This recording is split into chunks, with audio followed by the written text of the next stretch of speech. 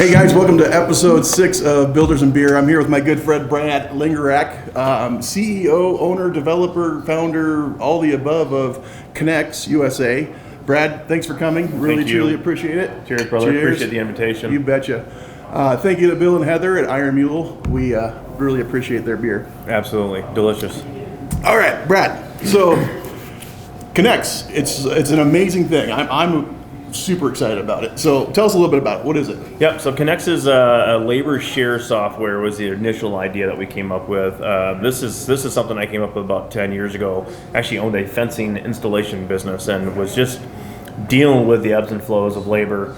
My background is actually electrical contracting, so I was dealing with labor issues as well there. Every contractor out there is dealing with fluctuations.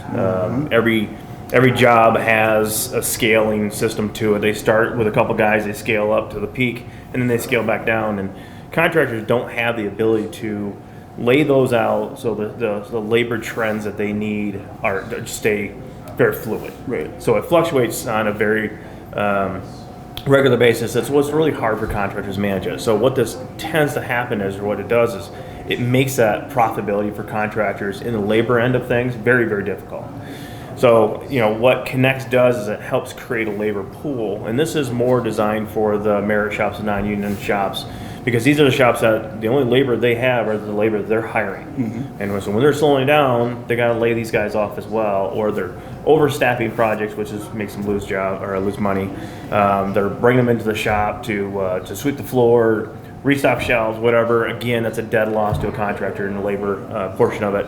And then the other end of it, if they start, getting a little bit busier, to hire one person, it's on average between $3,200 and $4,500 per person they got to hire. And if you've only got a small window that you need that extra person, 2-3 people, it's difficult. So a lot of times contractors will, understaff a project. That means they're falling behind. They're getting in trouble with the general contractors and stuff like that. So, or they're putting labor on that more expensive labor. So they've got the right blend based on how they bid their job, but they might throw a couple more journeymen on that job. That's going to cost them, again, money and decrease profitability on these projects. So what I want to do with ConX is I wanted to create a system that contractors can loan and borrow their labor. So when a contractor, again, you're always going to have contractors, doesn't matter where the economy's at, you're always going to have contractors going to be busy. You're always going to have contractors that are going to be slow. Mm-hmm. And just, again, based on what their success rate is with bidding projects. And, with that, you're always going to have excess or not enough labor. So what I want to do is create this pool that these contractors can actually start loaning and borrowing their labor amongst themselves. And they do it in a very fluid, simple fashion through my software that will allow them to look, if they're looking to borrow, look exactly what they're looking for, see where they're at, what it's going to cost. And then the other end of it, if you have excess staff, you don't lay them off. You're losing time invested, money invested into these guys. These are your core guys. You don't want to lose these guys. Mm-hmm. So instead of losing money on them, you can loan them out. Now you're making a profit on them. So we're allowing our contractors to dictate what they charge, and loan them out to a contractor that might need a guy for another week, 2, 3 more, or more. Sure. So, wow. Okay. So many topics, right, in that little opening part. It is. Okay, so, first off, labor. Last few years have been really, really rough on labor. It's been brutal. We've seen, like you said, the ebb and flow. We've seen projects get stalled. We've seen projects get delayed. But we haven't slowed down a whole lot. But the labor market has fallen off drastically. Substantially, yeah. And you nailed it on the head, though. You find that right guy, and you want to keep him on staff, but if you're not in the middle of a project, you're just spending money to keep him on staff because you don't want to lose him. And I've done that. I've been there. It's rough. It is 100% rough. So now these guys have an opportunity to go ahead and say, hey, I've got this guy, and whether they say he's valued at this much or they subsidize part of the labor, whatever it is, they can keep him on the staff now. Exactly. So that's amazing. Yeah. So really, essentially, like I said, we're creating a labor pool, and we're we're allowing contractors to retain their staff. We're allowing contractors to grow. Growth for a contractor is very difficult. I have a lot of friends that are one guy in a truck, 2 guys in a truck. And for them to grow, it's easy to buy equipment. It's easy to buy tools. Tooling up is not that difficult because you can use it and then put it on the shelf. Right. Well, you can't do that with an employee. You got to hire them. Guess what? Now you got to keep them busy because you got a salary you got to pay. That person has a family they got to take care of. So they got to keep it busy. So for a contractor to go from that 1, 2 guys in a truck to start scaling up, very difficult. For a small contractor to spool up to a medium contractor, very difficult. And it's the labor that is the hardest piece of it for these contractors. So this is where we want to really help. And it was about 2 years ago was when I really pushed this thing forward to get it developed. And to your point, that's when the construction market really started, struggling. I started doing a lot more research and seeing where, high schools just are not promoting skilled trades. And that's something else that we're going to do actually as an organization, as we are going into high schools and we're talking to schools, colleges, high schools and stuff like that, and letting them know, look, skilled trades is a great career path. You get out of high school, you start out of high school as a first-year apprentice in electrical. That's kind of where we're starting, and you're making $40,000-$50,000 a year. You're almost guaranteed you're probably going to get overtime. You get free school, and after 4 years, you're making $80,000 to $100,000, and you have no school loans. Right. And people don't quite understand that. And it's not just people have to open their eyes to all different trades. It's not just the big ones: electrical, plumbing, mechanic, aircraft mechanic, vehicle mechanic. So. This spools into a lot of any skilled trades that you're using your hands with. One of the stats that I ran across that was very eye-opening was the average age of electricians in America right now is 53. Whoa. So what's it going to look like in 10 years? Empty. Exactly. Yeah. So we're struggling already to build America with the staff that we currently have. If we don't start really picking up on the back end, the front end's going to drop off, and we're going to be hurt. Right, because it's a pipe. You gotta have water in the pipe. Otherwise Exactly. You're not going to have anything else. Yep. And at 53, we're talking 9 more years, 10 more, maybe 15. Right. If they push it out there a ways, but Yep. that's a huge percent of our population. It's a very large percentage of it, and again, you look at what's going to happen. If this starts scaling back, we're already struggling to keep projects on task as we are now. What's that going to be like in 10 years? Right. So that's what we really wanted to. So we're focused on helping contractors increase profitability, simplify their growth, minimize that stress of labor, because it's really the hardest thing. Materials are usually, besides where we're at today with inflation and everything going on, typically materials are very easy for contractors to make money. When they bid a job, they're bidding off, column A, but then when they buy out that job, they're negotiating with their suppliers, as you know, and they're getting a better price. So, they can add profit on the material end of it, but again, that labor is so difficult to make profit. So, on top of the labor share, we've added in, we virtualized the whiteboard.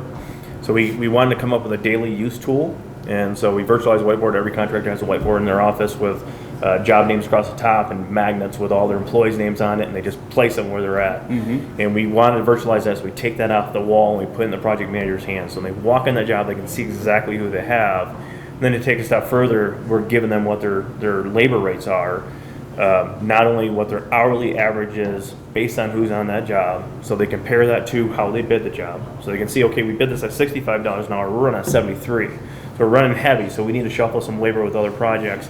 So you can see that, but we also have it that you plug them into the calendar and it'll show what your labor cost is going to be at the end of the job. Genius. So you can add that into the whiteboard. And then the last piece of it, because again, we're promoting skilled trades.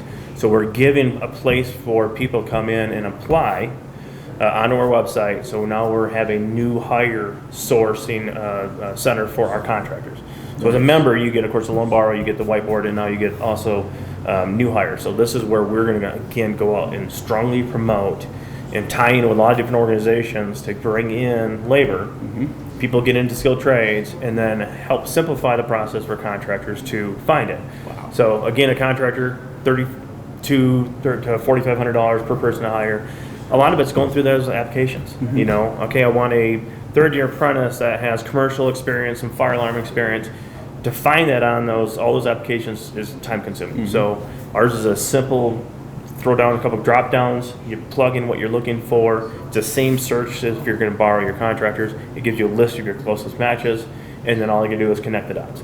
So you've taken Indeed, Monster, all those things, turned it into an industry specific. Correct. So me as looking for that specific person, Yep. I don't need to sort through countless papers and everything else. You got it. This is amazing. Yeah. Okay. So, and we're going to analyze our contractors' usage of the borrowing. Even though this is where we're making our money, we're still going to analyze it. So if you're using, if you got a second-year apprentice and man, you did $3,200 or 3,200 hours with a second-year apprentice, we're going to let you know, hey, by the way, this is you used 3,200 hours. You can easily hire somebody. So our analysis is going to look at that for the contractor. And oh, by the way, here's some applicants that are looking for a job that fit about what you were borrowing out. So we were going to try to help manage that as well for our contractors, so they know, hey, it's time to grow. It's okay to grow. It's okay to hire somebody.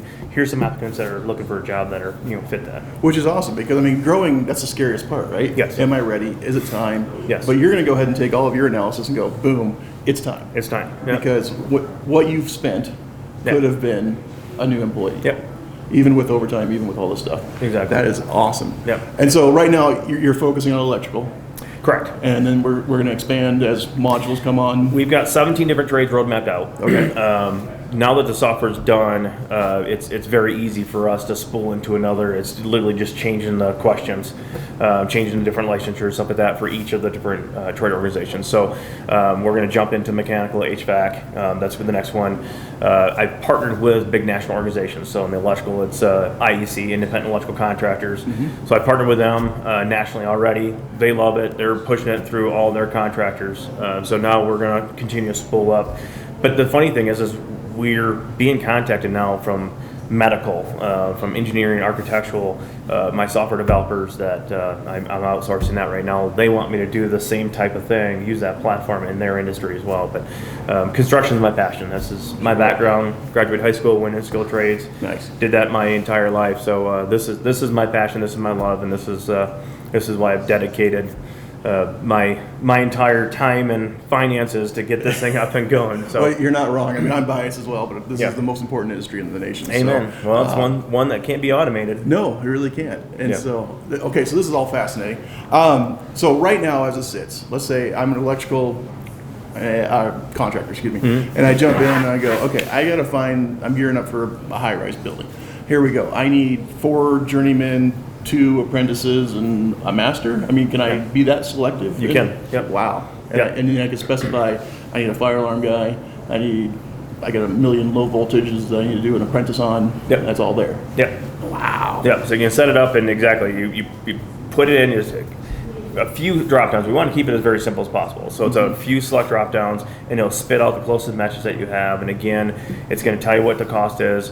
Rev 2 is actually out right now. We're working on Rev 3, Rev 4. I'm constantly fixing this thing. I love feedback. Again, I spent 8 years building this thing in my head to make this as bulletproof as possible and work the best I can for our contractor, to help our contractors the best we can.